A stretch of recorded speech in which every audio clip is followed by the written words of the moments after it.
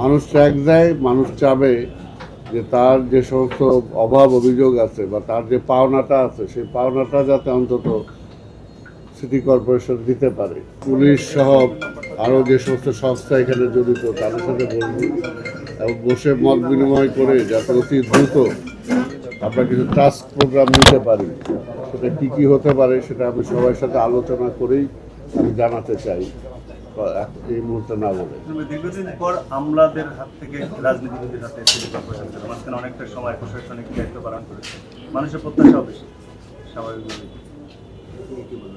না, মানুষের প্রত্যাশা তো আমি তো বললামই, একটা নাগরিক হিসাবে তো আমার প্রত্যাশাও আছে, তাই না? ঠিক তেমনিভাবে প্রতিটা, কারণ মানুষ তো ট্যাক্স দেয়, এবং ট্যাক্স দেয় এই কারণে সে তো তার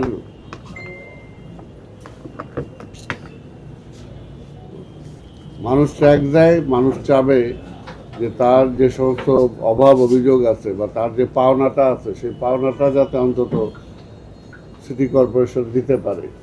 তো সেটার এখন জনগণ আর সিটি কর্পোরেশনের মাঝামাঝি আমি আছি, আমি চেষ্টা করব উভয় পক্ষকে কাজে লাগানোর জন্য।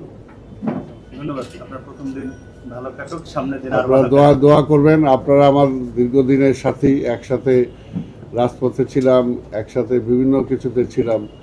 আপনাদের দোয়া এবং জনগণের, ঢাকা মহানগরবাসীর দোয়া চাই, সহযোগিতা চাই। সবচেয়ে বড় কথা হলো যে সবার সহযোগিতা চাই, দল মত নির্বিশেষে সবার সহযোগিতা চাই, সকল পেশাজীবীদের সহযোগিতা চাই।